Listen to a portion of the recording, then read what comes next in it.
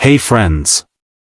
Before we start today's heart-touching story, don't forget to like, subscribe, and share this video, because what you're about to hear will stay in your heart for a long time.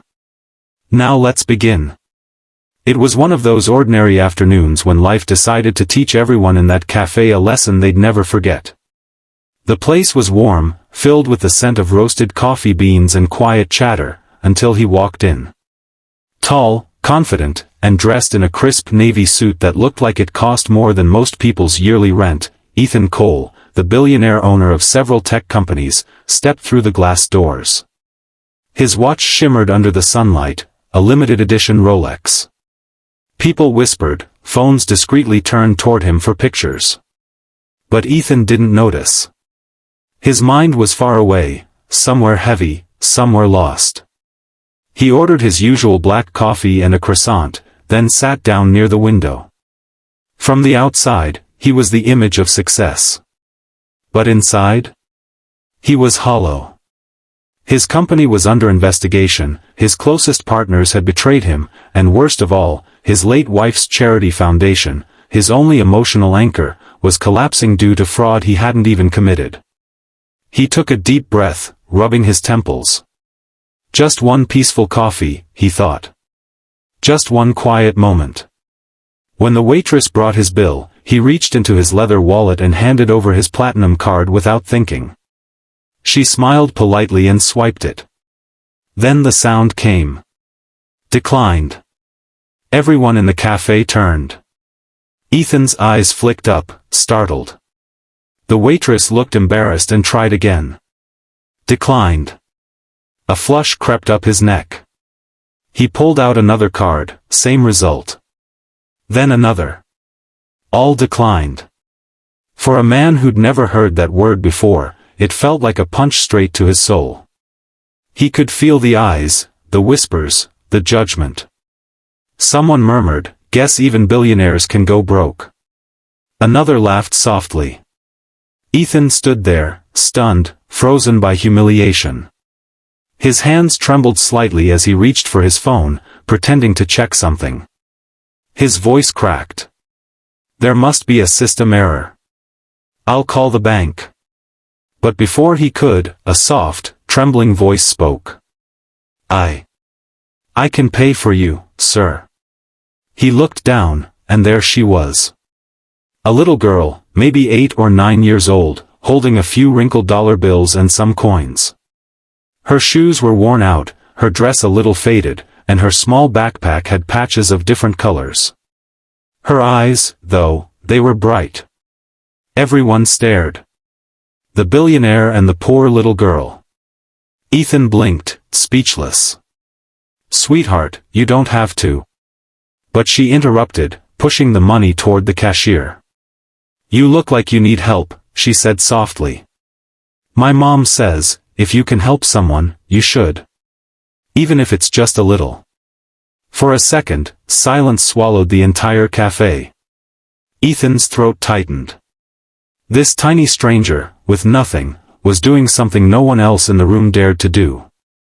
The waitress hesitated, then accepted the payment, a total of $7. Ethan couldn't say a word. He knelt beside the girl. "What's your name?" he asked, his voice thick. "Lila," she said with a shy smile. "My mom and I come here sometimes. We share a muffin." Ethan blinked back tears. "Lila," he said quietly, "you just did something people richer than me would never do." The girl giggled. "That's okay. My mom says kindness makes you richer inside." He smiled faintly. "Your mom is very wise." That moment, something shifted inside Ethan, something he hadn't felt in years. The noise, the humiliation, the pressure, it all faded away in the warmth of that little girl's gesture. The next day, Ethan couldn't stop thinking about Lila. He wanted to repay her somehow, but not with money, with something deeper. So, he went back to that same cafe, hoping to see her again. After an hour, she came in, this time with her mother, a tired-looking woman in her 30s wearing a waitress uniform. Ethan watched them share a muffin, cutting it carefully in half, smiling as if they had the world. When he approached their table, Lila's eyes lit up. "You're the man from yesterday." Her mother looked confused until Ethan gently explained what had happened. She gasped, embarrassed. "Oh, Lila, you shouldn't have." But Ethan stopped her. "Ma'am, please. What she did was extraordinary. You should be proud." Tears welled in her mother's eyes. "We don't have much, sir, but I've always told her we're never too poor to be kind." Ethan sat with them, talking for hours. He learned that Lila's father had passed away 2 years ago. Her mother, Maria, worked double shifts just to afford rent. Yet they both carried hope like it was a treasure.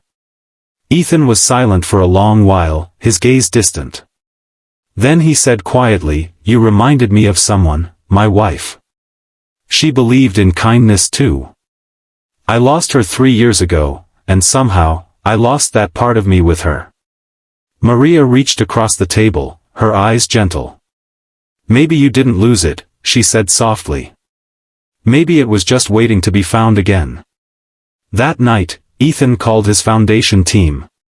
He didn't just fix the fraud issue, he restructured it entirely, creating a new branch dedicated to supporting single mothers and children living in poverty. And the very first family it helped was Maria and Lila.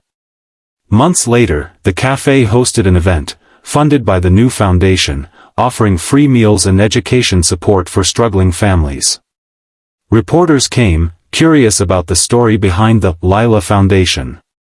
Standing on stage, Ethan looked down at the little girl in the front row, her same patched backpack, her same bright eyes. When he spoke, his voice trembled. "A few months ago, my card was declined. I thought I had lost everything. But a little girl reminded me what real wealth means, not money, not success, but kindness." The audience fell silent, tears glistening. Ethan knelt again before Lila, just as he had that first day, and handed her something small, a shiny new card. But this one had her name on it.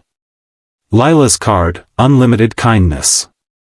She laughed, clutching it tightly. "Does this mean I'm rich now?" Ethan smiled. "You always were." As the crowd applauded, Maria hugged her daughter, whispering, "See, sweetheart? One small act of kindness can change the world." And in that moment, the billionaire who had lost everything found something priceless, a family he didn't know he needed, and a heart that finally learned to give again.